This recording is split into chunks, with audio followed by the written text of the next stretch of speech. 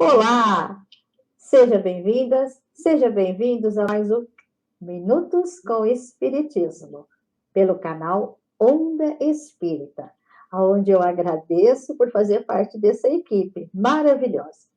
Quem conhece, tem novidades. Quem não conhece, vale a pena conhecer. Então, bom dia, boa tarde ou boa noite. Muito bom desse período do dia estar com vocês. E hoje temos entrevistas maravilhosas. Com muito carinho, nós vamos receber a Vilma Borges, dirigente espiritual, e o Carlos, o fundador do canal, para que nós façamos esse bate-papo sobre mediunidade, jovens e crianças. Vamos lá. Vou já começar com a primeira pergunta. Vilma, muito obrigada por estar aqui conosco. E nós vamos lá. O que é uma dirigente espírita? E qual é a sua colaboração no núcleo ou numa casa espírita? Boa noite, né? Porque nós estamos gravando à noite, mas quem vai ouvir também o meu bom dia e o meu boa tarde. Também estou muito feliz, gosto muito de estar participando, ainda mais com esses dois meus irmãos de coração, né? Dirigente, né? A gente, quando imagina assim, o que é ser um dirigente? Precisa ter muita responsabilidade, né? Porque ser dirigente é você coordenar um grupo de pessoas, encarnados e desencarnados, inclusive, isso eu estou falando da casa espírita, né? Então, você coordena essas pessoas para que, juntos, vocês podem executar uma tarefa e essa tarefa ser executada com sucesso, sempre visando o próximo. Mas o dirigente, ele precisa conhecer a tarefa, ele precisa estudar a tarefa, como é que se processa todo esse trabalho, né?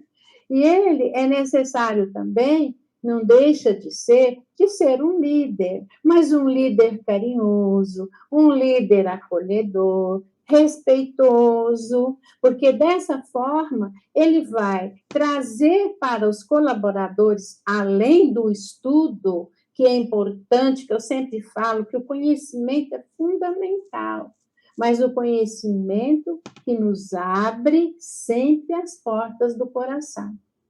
Porque quando você vê que aquela criatura tem aquele conhecimento, que estuda, que fala coisas com consistência e que atende os seus trabalhadores com amor e com carinho, ele já fez a metade do caminho.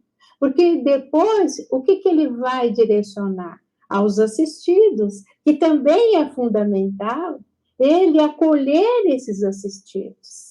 Ele dar também todo esse amor, todo esse acolhimento aos assistidos. Esse é o meu entendimento com relação aos dirigentes. Obrigada, Vilma. Você já respondeu as duas perguntas. E você falou que é um dirigente e qual é a sua contribuição. Foi maravilhoso. Mais uma. O que é mediunidade? Mediunidade, eu vou responder a pergunta 159 do livro dos médiuns. O que é, né, mediunidade? É uma faculdade, né? É uma faculdade que ela faz o quê? Ela faz com que o ser que a recebeu, né, possa sentir a influência dos espíritos em grau menor ou maior. Essa é a mediunidade. Isso é o livro dos espíritos e é espetacular. Agora, a mediunidade é um instrumento recebido do Pai Criador para nós, no nosso planejamento, que faz com que a gente transforme vidas. Transforme. E ela é simplesmente um presente de Deus. Maravilha. Vamos lá. Tem idade para a manifestação da mediunidade? Olha, A mediunidade, no caso da criança, que é o que nós vamos conversar, até os 7 anos, é natural esse processo. Porque a criança, de 0 a 7 anos, ela tem uma convivência normal com o plano espiritual. Quando a gente chama de plano espiritual, é mesmo onde não tem o corpo físico que a gente não está vendo, mas que no outro plano espíritos estão vendo. E também aqueles videntes também vê o plano espiritual. Até 7 anos ela é natural, porque ela está mais em convivência no plano espiritual do que no plano terreno. Ela convive nos 2 planos. Um pezinho cá, um pezinho cá, um pezinho lá, né, viu? Um pezinho cá, um pezinho lá.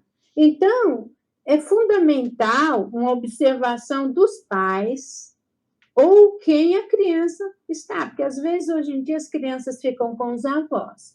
É necessário observar. A criança sempre vai dar as informações. Então, a tendência dela, quando é natural, simplesmente porque ela está passando por esse processo, porque a encarnação só vai ser efetivada aos 7 anos. Aí ela já não tem mais esse contato natural com o plano espiritual. Então, a tendência é esse convívio com o plano espiritual, ele cessar. Mas pode haver também que ela vai desaparecer e ela volte na adolescência um pouco mais tarde. O importante é nós, por exemplo, tomarmos o cuidado de não ficar assim, agindo de uma forma, perguntando para as crianças e fazendo com que essa mediunidade, que ela ainda não tem corpo físico, não tem conhecimento suficiente, né, que nem é uma mediunidade propriamente dita, né, que a gente possa amenizar tudo isso com conversa. E é importante observar, porque vai ter casos, por exemplo, me lembra um caso da dona Ivone, a Ivone Pereira, Amaral Pereira. A dona Ivone, ela tinha esse pezinho numa encarnação anterior. Então, ela não reconhecia a família dela, atual, que era a família biológica, e ela tinha o pezinho lá e ela gostava era daquele pai que ela teve. E, inclusive, ela tinha um desafio com o irmão, que quando ela dormia, esse irmão encontrava ela em sonho e fazia algumas coisas ruins para ela. Então, nós precisamos tomar cuidado. No caso, por exemplo, nós temos outras crianças, o Chico, o Divaldo, e a dona Ivone que me chamou a atenção, porque me conta que ela, por exemplo, esse caso, como nós estávamos falando, ela vivia mais uma encarnação anterior do que a atual, que ela vivia. E ela cita no depoimento dela, que ela tem até um livro sobre isso, ela cita que ela sofria muito, porque ela não gostava da casa onde era.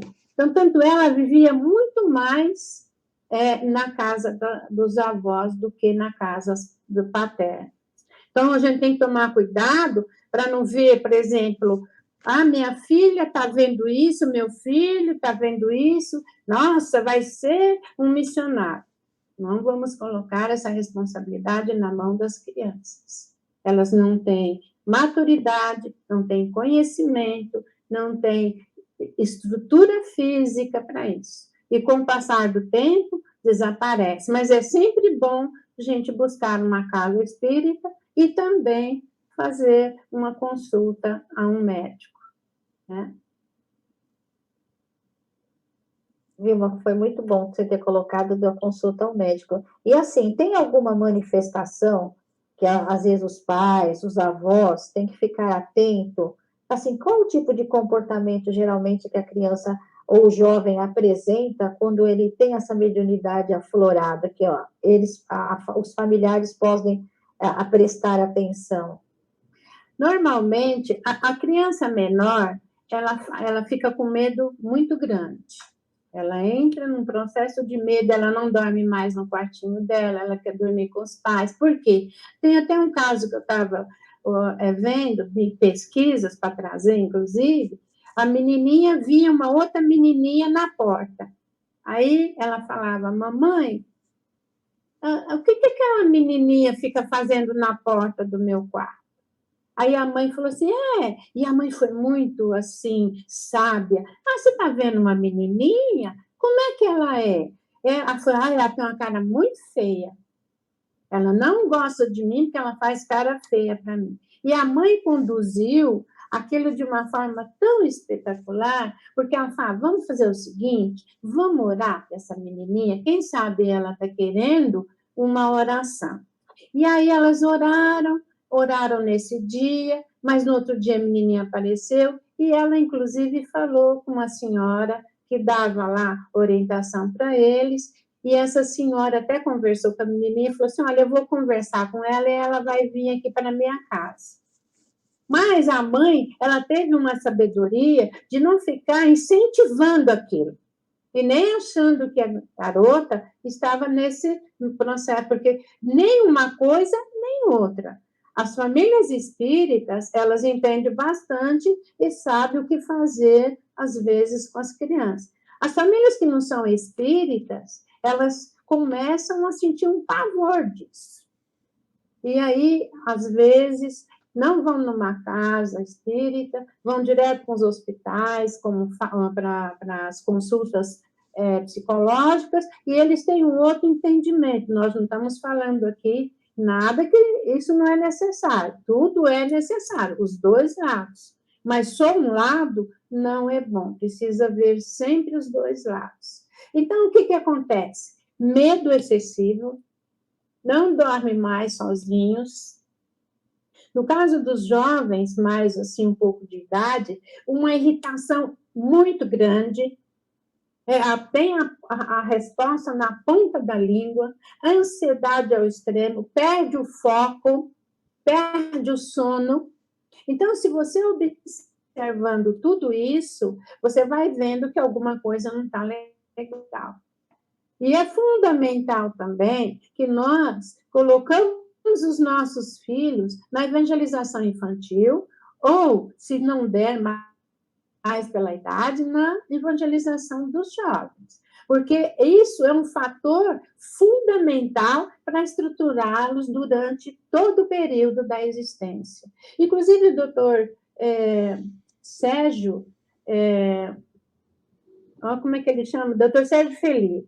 Ele fala, inclusive, que nós temos uma área no córtex frontal que, se você não fala de Deus no período de 0 a 4 anos, aquela criança, essa área fecha. Olha como a paternidade divina é perfeita. Então, nós precisamos colocar as crianças para fazer a evangelização infantil, nós precisamos adotar evangelho no lar. E quando as coisas estão um pouco mais assim desarmonizadas, a gente precisa fazer evangelho diariamente. É fundamental o evangelho no lar. Fundamental. Maravilha, que você já respondeu 2 perguntas. O que os pais deveriam fazer diante disso, e o evangelho no lar é um remédio para a gente, né? Hoje as crianças, Vilma, adolescentes e até jovens, estão com a sensibilidade bem aflorada, e bem mesmo que a gente sente isso. Chegando até a despertar em outras pessoas um sentimento de fraqueza em relação a elas. Qual é a sua opinião sobre isso, nessa mudança dessas crianças? Que antes as crianças eram muito mais, não é materialistas, mas elas eram mais concretas. Hoje a sensibilidade delas é muito maior, tanto na parte, como você falou, da ansiedade, está pegando muito mais,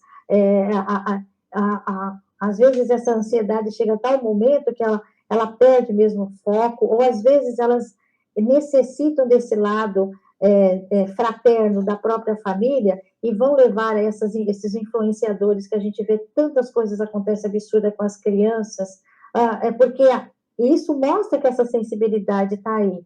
E às vezes a pessoa fala, mas é muito mimimi, mas não é mimimi. Às vezes ele está olhando aquilo, ele tem aquela... Tanto homem como mulher, tanto jovem masculino, feminino, ou homo, eles estão com uma sensibilidade mais aflorada.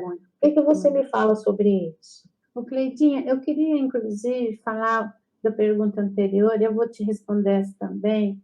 Está tendo muita automutilação.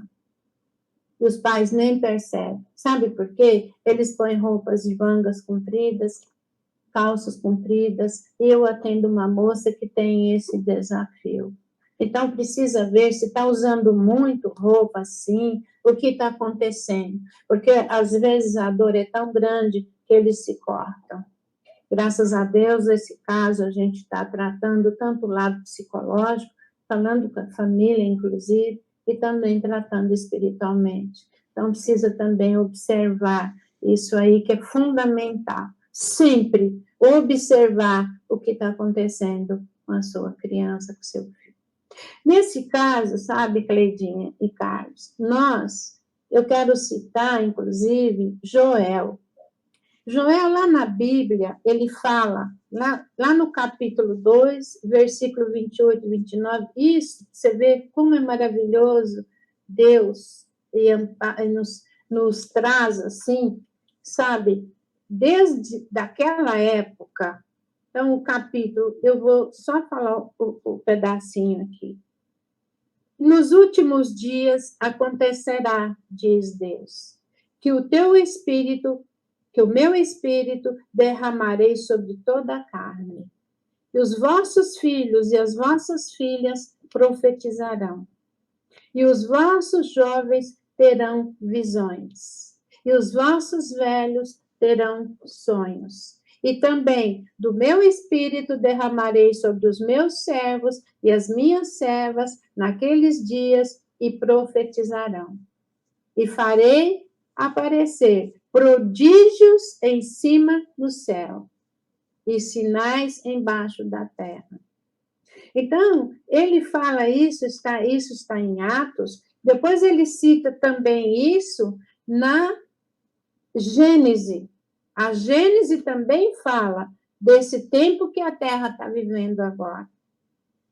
E esse tempo que a Terra está vivendo agora é um tempo de criaturas, de seres que estão sendo retirados. Tem os seres que estão sendo retirados do planeta, como é o capítulo aqui que eu estou observando, capítulo 18, a nova geração. Então, o que se faz? Não é cataclismas, não é essas coisas que estão falando que vai acontecer na Terra. O que vai acontecer é o seguinte: aquela criatura que não está pelo bem, que está só pelo mal e que não está inserida nesse processo, ela vai ser retirada e esses novos espíritos que já estão avançados e inclinando para o bem, é que vão habitar a Terra. E vai ser feito isso gradativamente. Vai tirando espíritos que querem que permaneça sempre no mal e vai ser colocados espíritos com mais lucidez, com mais moral, com mais fazendo bem, entendendo o bem, como a gente está vendo até as crianças aí hoje em dia. Tem uma coisa linda que os meninos me mandaram uma vez, até perdi. Fala assim: eu não quero comer carne, eu quero brócolis, né? Entendeu? Então, não sei se vocês lembram disso, a memória vai ficando um pouquinho mais luta econômica conforme a idade. Então, e ele fala isso, e que vai ser de uma forma que ninguém vai perceber. E, inclusive, a misericórdia divina é tão grande. Aí, vamos supor, essa pessoa que está inserida no mal, mas ela desencarna. E chega no plano espiritual, ela vê que ela fez tudo errado. E aí, ela vendo que ela fez tudo errado, ela faz uma reciclagem, ela faz esse trabalho de melhora do evangelho, de estudo, e ela tem outra oportunidade de ir também, sair do plano espiritual e voltar para o plano terreno, num corpo físico, em experiência nova, para também substituir outros que aqui tem. Então, essas crianças, hoje em dia, estão sendo enviadas assim. dessa forma, né? Não sei se eu consegui te responder. Não, respondeu sim. Inclusive, elas estão muito mais voltadas a artes. Tudo. Gostam mais de música, estão buscando mais a parte dança, mesmo a dança corporal. Eles gostam de coisas de vídeo onde tenha várias situações que passam ao mesmo tempo. É um pouco diferenciado. Já não são mais aqueles que ficam quietinhos, engessados, sentados, não se mexer. Eles gostam de atitude, gostam de cantar, gostam de falar, representar. Então, a gente tem sentido isso também no trabalho com os jovens. Isso é excelente, porque você vai direcionar as crianças para o esporte, as crianças para a música, as crianças para todo esse trabalho que você está falando, para tirar as crianças desse tipo de que infelizmente hoje a humanidade está oferecendo uma coisa imprópria dos nossos amados e que desse contexto, e sempre trazendo para nós, através da doutrina, né, estou falando da doutrina aqui, eu acho que é uma esperança, sabe, Cleidinha? Acho que é uma coisa espetacular, todo esse empenho, essa dedicação. Quem sou eu, né? Fala, quem sou eu, né? Se o Chico era um cisco, imagina eu para falar de Deus, né? Essa maravilha que nós temos aqui, né? Eu vou te fazer uma outra pergunta. Desde 2014 eu atuo com jovens. E eu me questiono todo esse tempo. Nós estamos em 2022. Durante esse período, os colaboradores da onde eu frequento, isso eu falo que é uma experiência que eu passei, passaram por mim mais ou menos 20 em estágio. Só ficaram 5. Agora eu te pergunto, será que as casas espíritas estão preparadas, os colaboradores, para trabalhar com jovens? Porque eu sempre escuto, isso é eu tenho trabalho com jovens. Ah, são aborrecentes. Ai, fazem muito barulho. E acho que foi em 2017 ou 2018, eu fui com 3 pessoas que trabalham com jovens também. Nós fomos numa reunião na Federação Espírita aqui de São Paulo, falando sobre evangelizadores. Foi uma reunião de evangelizadores de vários lugares, inclusive encontramos de outras casas e tudo mais. E agora isso daí não está na pergunta, gente, eu lembrei agora. Nós temos até fotografia. E lá, uma das coordenadoras lá da federação falou algo assim, uma mensagem de Bezerra de Menezes, olha que eu lembrei agora, dizia assim, o espiritismo está envelhecendo, isso é palavras dele. Precisamos olhar os jovens e trazer eles para o espiritismo. Agora eu te pergunto, será que os colaboradores das casas estão preparados mesmo para receber essa demanda de jovens, como você acabou de dizer, são mais sensíveis, são mais questionadores, eles absorvem de uma maneira rápida as coisas, te ensinam cada coisa que você fala, meu Deus, o que eu vou fazer, o que eu vou falar, o que eu vou responder para ele. Você acha que a gente precisaria, como o Bezerra de Menezes falar, nós nos estruturarmos melhor para poder fazer desse departamento de juventude algo positivo para o mundo? Porque o espiritismo está envelhecendo, segundo as palavras de Bezerra de Menezes. Olha, eu adoro o desafio, minha amiga. Eu adoro. Para mim, eu adoraria fazer. Mas, sabe, a gente tem que incentivá-los a modificar esses pensamentos. Porque, sabe, tudo que é bom dá trabalho. Sabe? Para nós chegarmos hoje e olharmos tudo que nós já caminhamos, não deu trabalho? Eu conheço pessoas que depois de uma certa idade iniciaram uma outra profissão. Eu sou uma. Eu sou outro. E eu, Cleidinha, estou muito feliz do aprendizado. E eu acho que o espiritismo já é um desafio. Já é um desafio. Quando a pessoa fala assim para você, quando a pessoa fala para você, mas como é que eu vou trabalhar? Eu não enxergo nada, não vejo nada. Eu falo, mas você doa amor. Será que eu dou? Então dá, a gente doa. Mas eu quero citar um exemplo excelente de uma senhora que hoje já não está mais conosco, e tomara que ela seja uma mentora no sentido que você está propondo, minha amiga, que é a Sueli Caldas. Ela fez esse trabalho alguns anos atrás, no núcleo onde ela atuava, e com certeza ela atua agora em espírito, que é em Juiz de Fora, chama Joana de Ângeles. Ela chegou nessa conclusão que você está falando. Então, o que ela entendeu? Ela entendeu que uma criança que tinha feito a evangelização infantil junto com o pessoal dessa casa, e ela foi à luta em prol de colocar esse projeto em andamento. Então, qual era o projeto? Eles analisaram que as crianças que fizessem evangelização infantil e depois continuavam na evangelização para adolescentes, eles tinham uma estrutura, um know-how muito maior do que aqueles que não tinham. Então, o que eles chegaram à conclusão? Coloca-se esse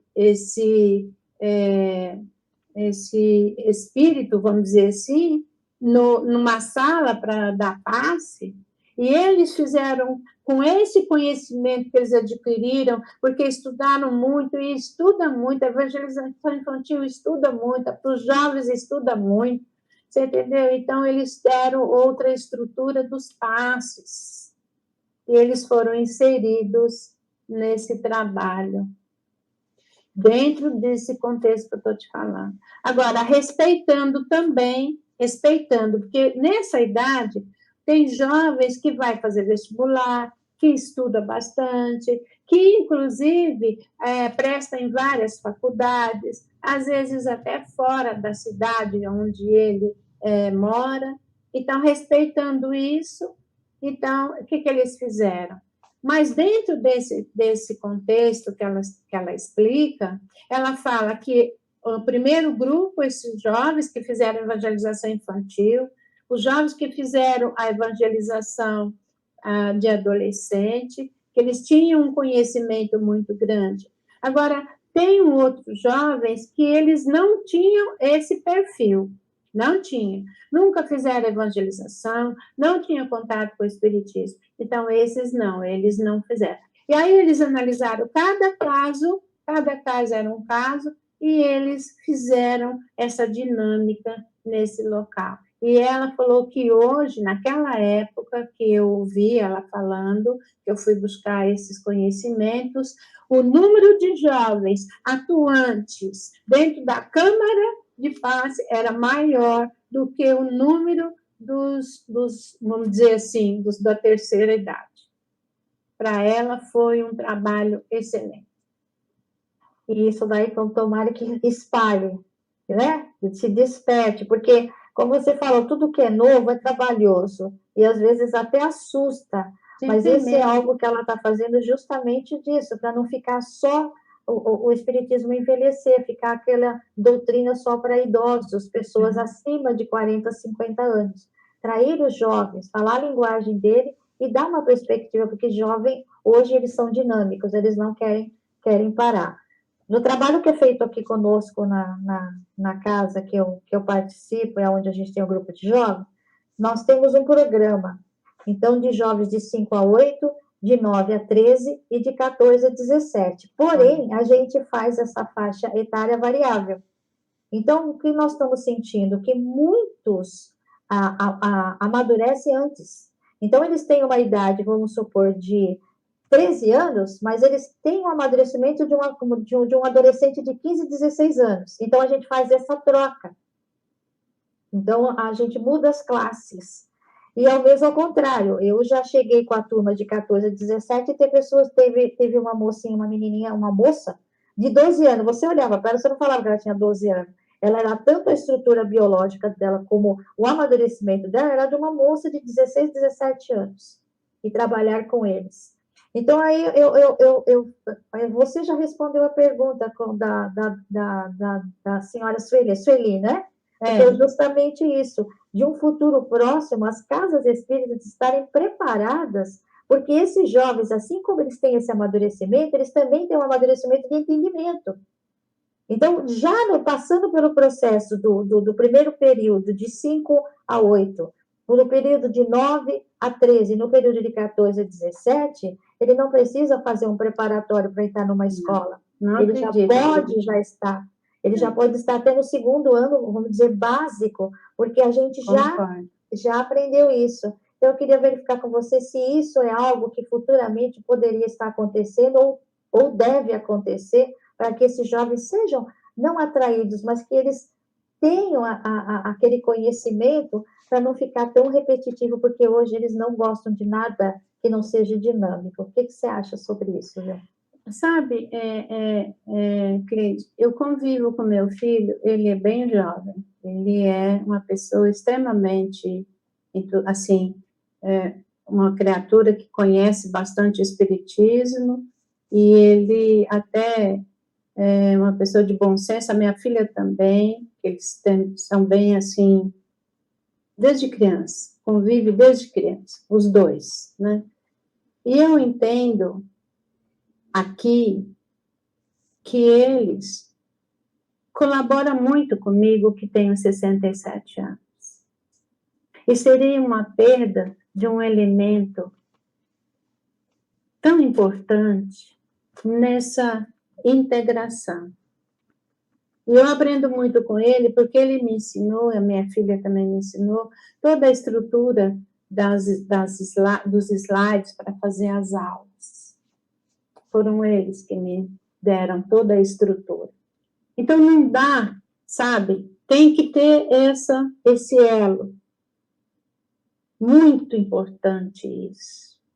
Porque, e ele falou para mim assim, eu vou falar as palavras dele, mãe, eu já sei tudo o que eles falam ali. Eu preciso fazer ainda esse primeiro, esse segundo, eu já estou querendo dar passe. Eu quero trabalhar no trabalho de desobsessão. Por quê? Porque ele convive comigo há muitos anos, evangelho toda semana. Então, esse conhecimento que tem, sabe, precisa ser valorizado. Porque mofa, sabe, desanima quando você estuda e não põe em prática. Não acontece isso, por exemplo, nas faculdades. Você vai fazer um estágio, você fica fazendo um estágio, quando você faz um bom estágio, eles já te efetivam. E não deixa de ser importante também uma pessoa que, por exemplo, eu fui levar o meu animal lá, meu amorzinho lá no veterinário, e a menina que fazia veterinário, ela estava fazendo lá, junto, o estágio. E ela participou ali e também conversou ali sobre a patinha dele. Então, eu acho que seria, sabe, é que nem você estuda, mas você quer, por exemplo, eu gosto de estudar bastante, mas eu quero também fazer a aula, fazer os slides, pesquisar, sabe? Porque senão você... Aí, quando você... É importante estudar, mas não tem aquilo onde você vai doar, você vai informar, você vai conversar com a pessoa, morre. É colocar em prática, né, Filma? Colocar em prática. Teoria demais cansa a teoria demais. Então, eu acho que essas crianças, com esse perfil que nós estamos falando, que eu até citei o meu filho, a minha filha não, ela fez todos os anos, mas ele não, falou, mãe, isso aqui está cansativo, eu quero coisas mais para frente. Inclusive, ele me pediu se não podia acompanhar a gente lá nos trabalhos. Eu falei, não, filho, você não pode, entendeu? Então, olha, eu acho que já no segundo básico seria o ideal para eles. O segundo básico. A doutora Sueli Caldas, ela já foi mais ousada. Foi bem mais ousada do que isso, tá? Seria até interessante a gente até ver todo esse projeto E, inclusive, a AME, eu também entrei na AME, que eles estão muito preocupados com, com a mediunidade nas crianças, porque eles têm sido muito questionados a respeito disso, e, às vezes, as crianças ficam tomando remédio. E não é necessário. E eu não estou falando aqui criticando, não. Quando é necessário, quando é detectado, sim, tem que ter o elemento para equilibrar, mas tem que ter também o socorro espiritual.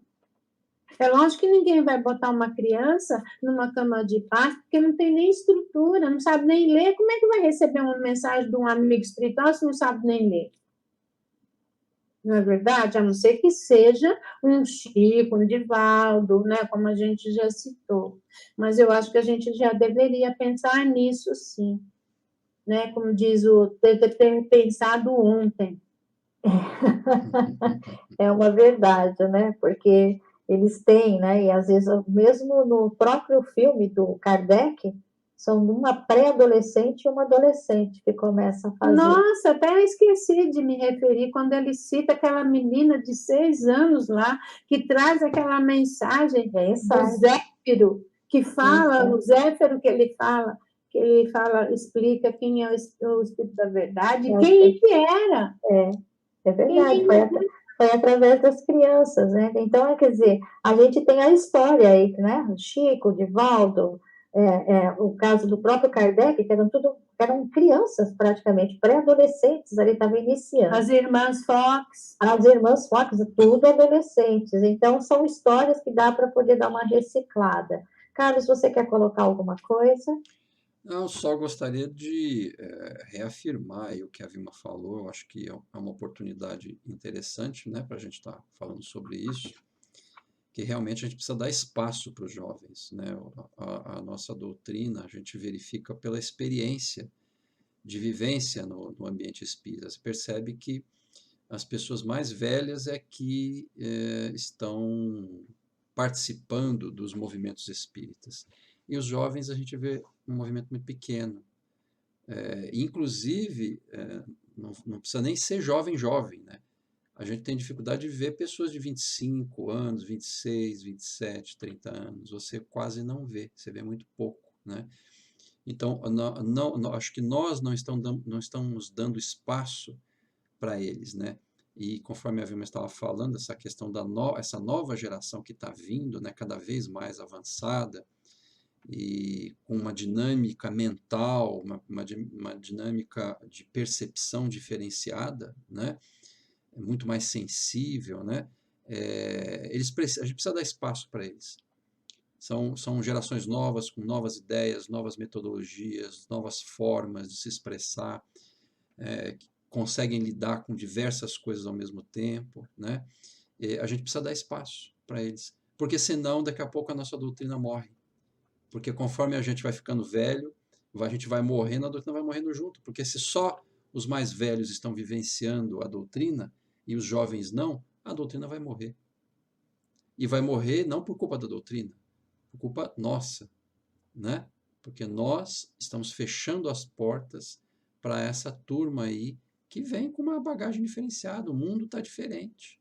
O mundo está diferente. E assim, acho que é um grande problema que a gente tem muita resistência à mudança. Isso é natural do ser humano, a gente sabe que é natural. Só que assim, você não pode exagerar na resistência, né? Então, a gente ficar preso demais a determinadas situações, você não dá espaço para o novo. E o novo é uma coisa que não é só o espiritismo.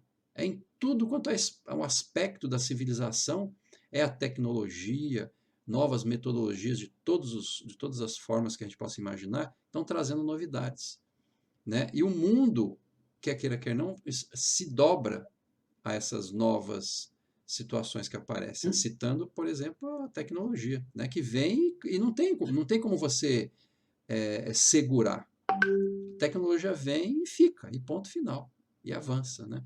E a gente está tentando segurar esse grupo, esses jovens, né?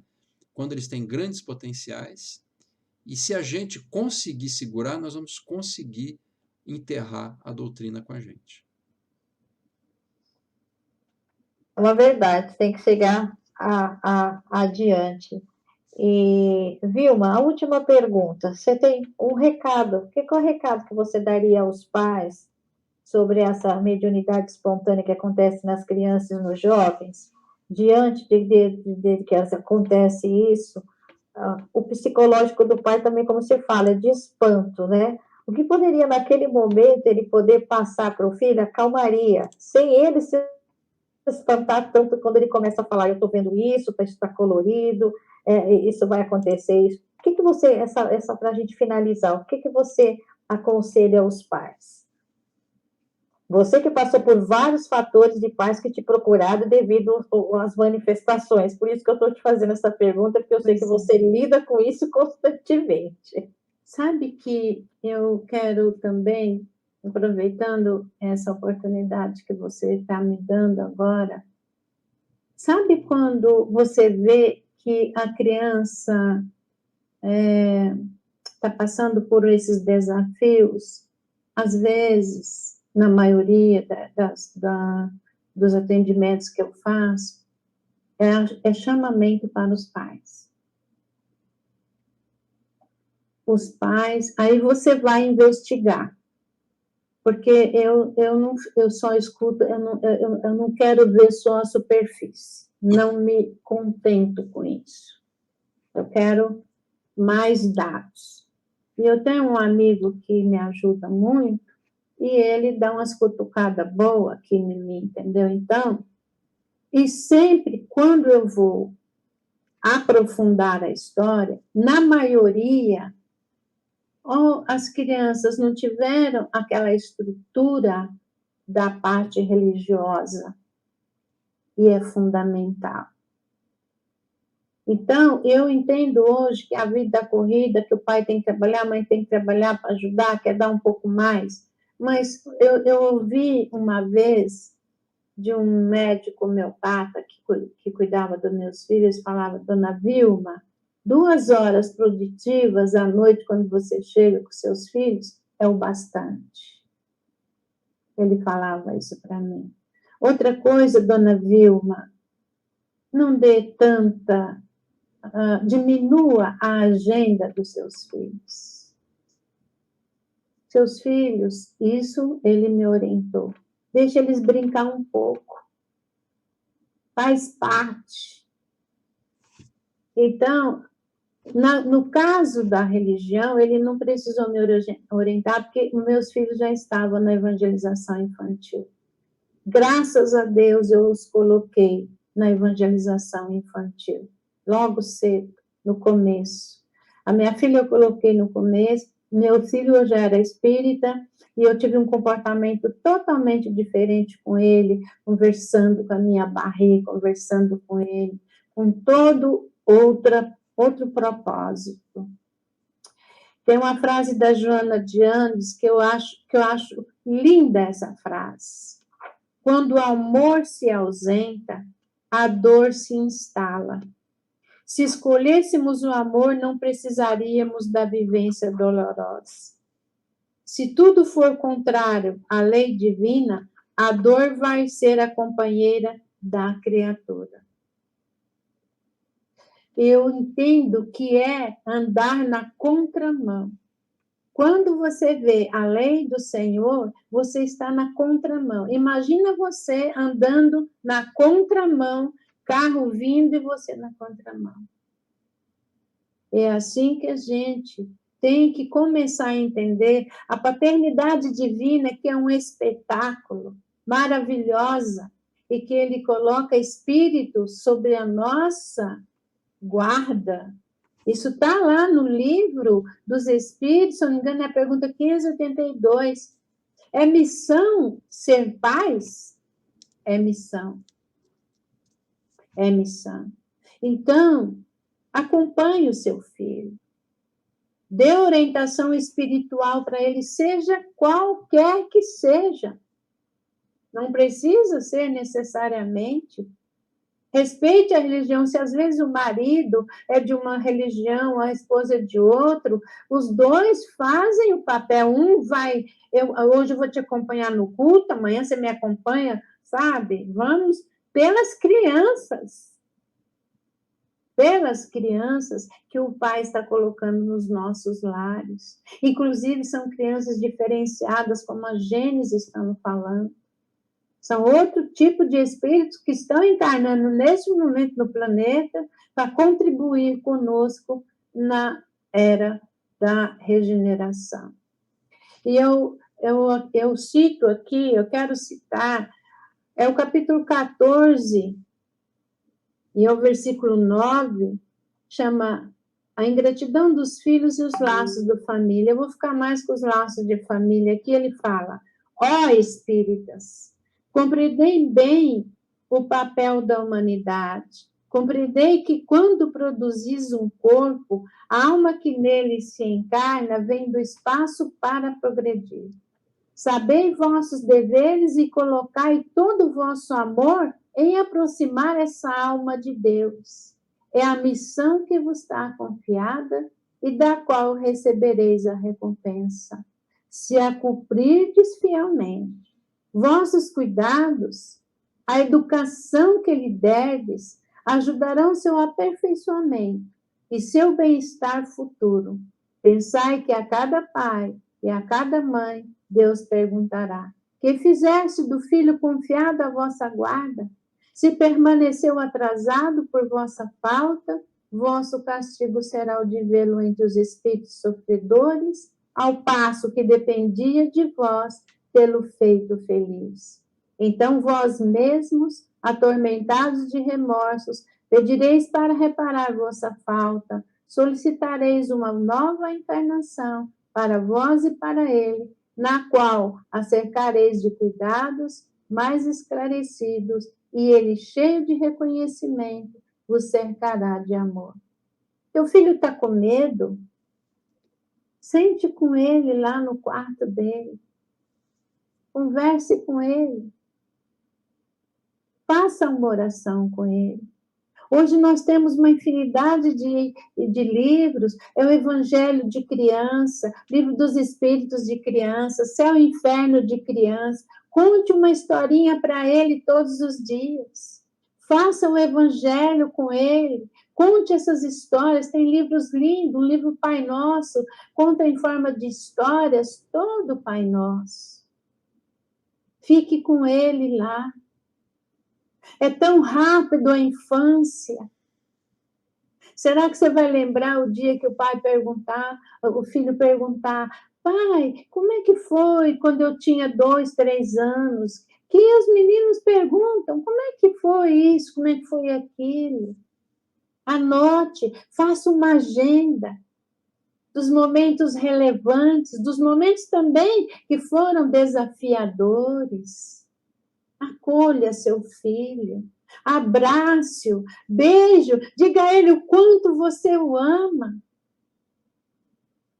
o quanto ele é amado, que você está ali para fortalecer o espírito dele, porque Deus lhe deu ele de presente e Deus deu você de presente a ele, pai e mãe. É isso que nós temos para te falar. E se precisar de nós estamos à sua disposição. Conte conosco para esses nossos bate-papos de conversa chamado atendimento fraterno. Beijo no coração.